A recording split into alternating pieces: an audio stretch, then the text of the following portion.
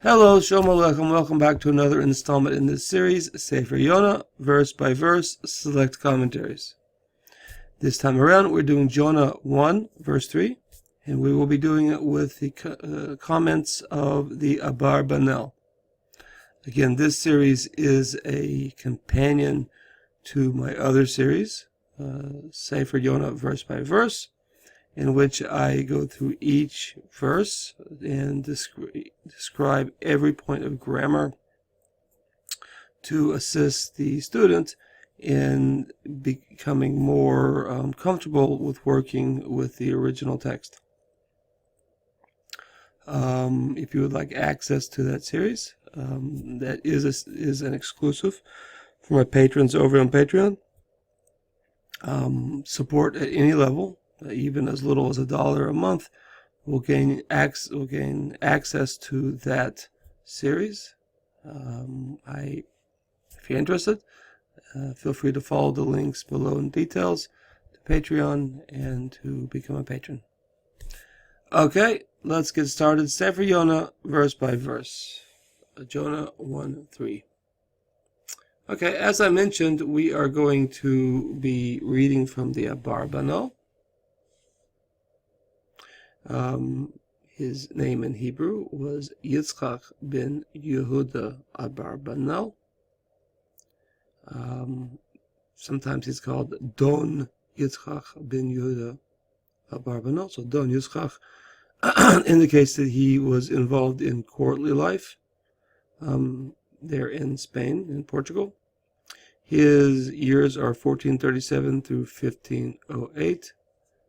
He was banished along with all the other Jews from Spain in 1492.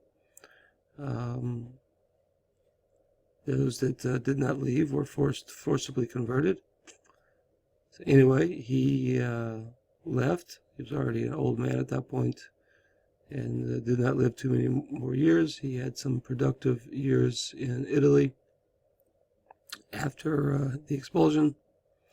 If you would like to read about him, these are the two Wikipedia entries. Here's the Wikipedia entry for him personally, and here's the entry for his family. Sometimes in the literature, sometimes he's called Abarbanel, and sometimes he's called Abravanel. As you see, there are no vowels here, and the spelling is not, this is clearly not a Hebrew word, the family name. So that equals different interpretations of how to pronounce his name.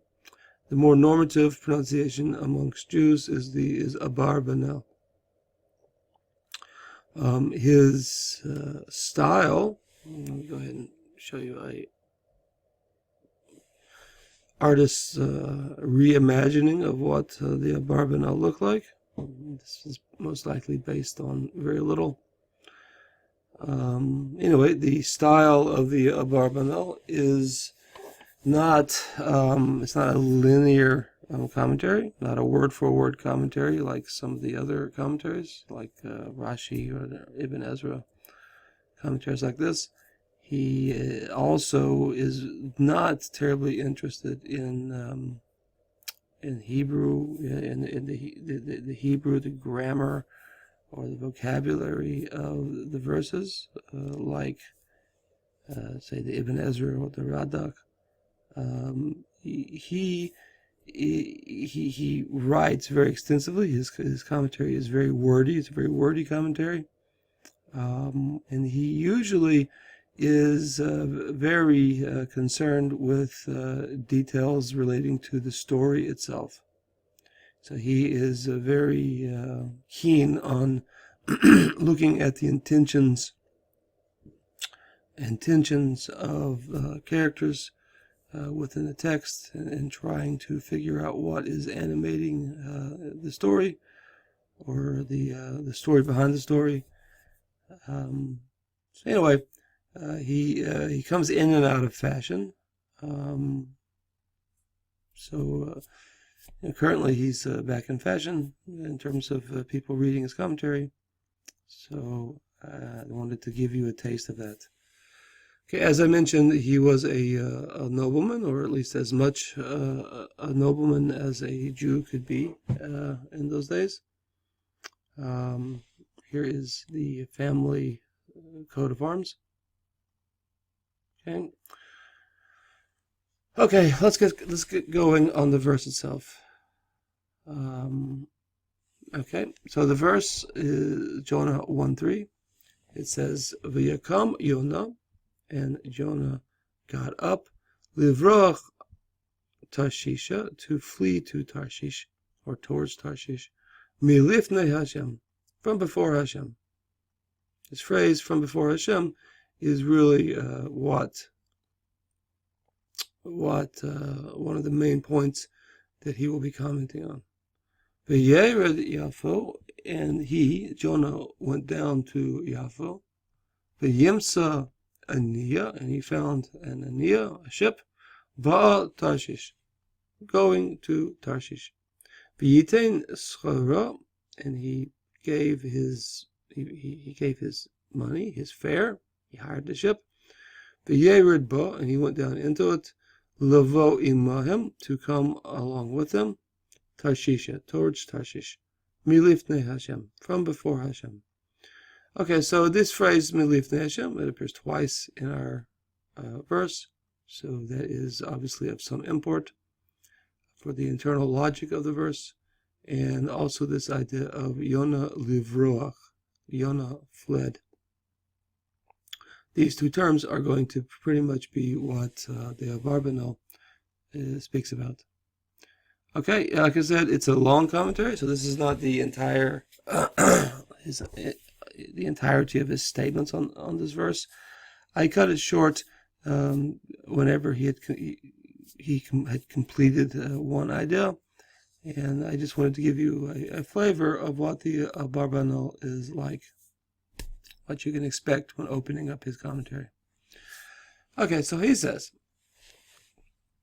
Vehine, and behold, Yonah Haven, Yonah understood, Amitat ha'inyan, the truth of the matter, hazeh, this matter, V'laken, and therefore, Gomar belibo, he resolved in his heart, Shalol lechet beninveh, that he should not go into Nineveh.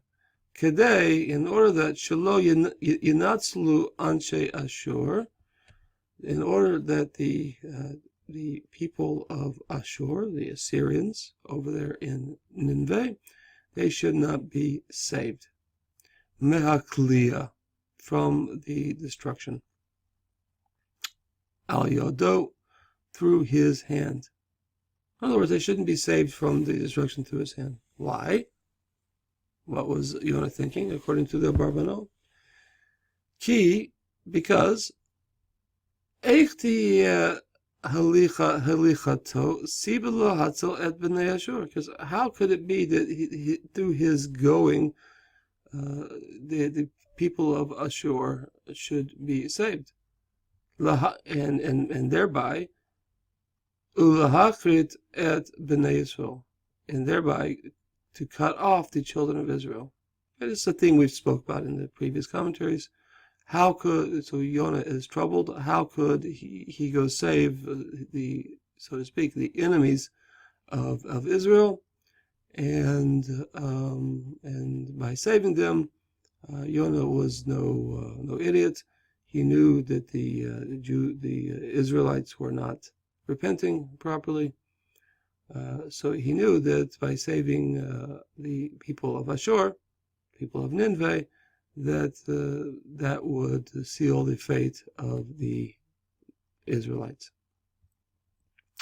So how would he be able to do that? V'yira bara, and to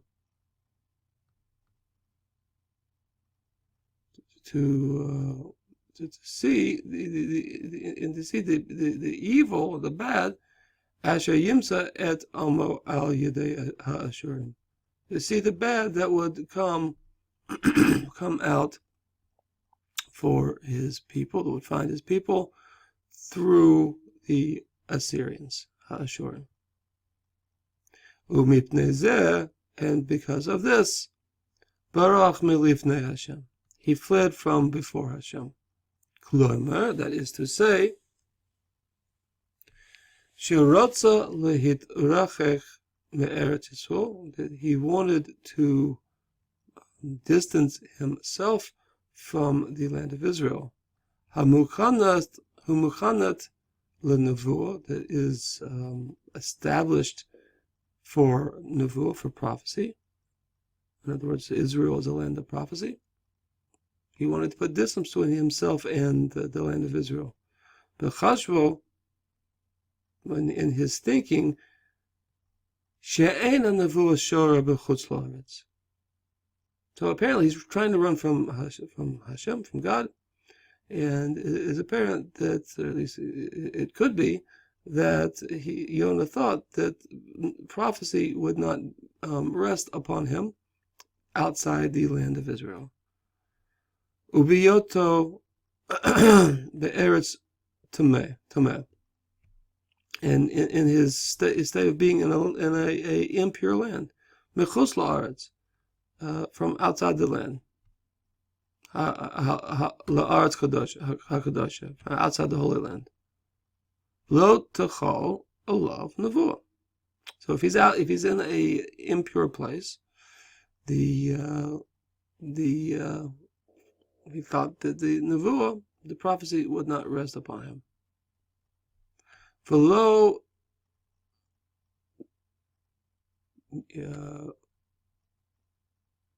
and thereby, v'lo titzavuhu lelechet el Nineveh, he would not be commanded to go to Nineveh. V'lo lichro ba et hakriya, and he would not be called to call out the thing that he was commanded to call out. Kadesh lo yehu kli, in order that he should not be a instrument. V'emsoi, and or a medium, an instrumentality. B'hatzalat oivav, in the saving of his enemies, meaning the Assyrians. Ve'im Hashem yisparach, and if Hashem yitbarach, may he be blessed, yirtzeh lehatzilam, if he desired to save them, ba'atzmo ya'aseh keratzono, he himself can do like he wants. Avolo be'emtzut Jonah, but not through the agency of Jonah, ve'al yado, and through his acts. And then the commentary goes off, it veers into other matters, but the Abarbanel is imagining the rationale that for Jonah to leave the land of Israel, that he wanted to go to a place in which somehow or another, so to speak, God would not find him, that prophecy would not rest upon him, and the rationale here is not a fear for his own safety, but it is a fidelity for his people, the Israelites. He does not want to seal their fate. So in an act of patriotism, he runs to order that he should not be the means by which the Assyrians are saved. Okay, anyway, that was the Abarbanel. I think that gives a pretty good flavor of what he is like. He goes on extensively after this. Other matters, you see that it's not, not like Rashi or the other commentaries at all. He will just kind of have a more of a discussion as to what is animating the verse. He's picking up on the fact that it says Milifnei Hashem twice here, from before the Lord. He says that twice here, so that is what he's commenting on. Okay, I hope that was beneficial. I hope you found that interesting. Again, if you are interested in the parallel series to this series, Sefer Jonah verse by verse, you would like to gain access to that, go check it out on Patreon, and I hope to see you there. Okay, Kol Tuv, Hatzlacha Rabba. Keep learning.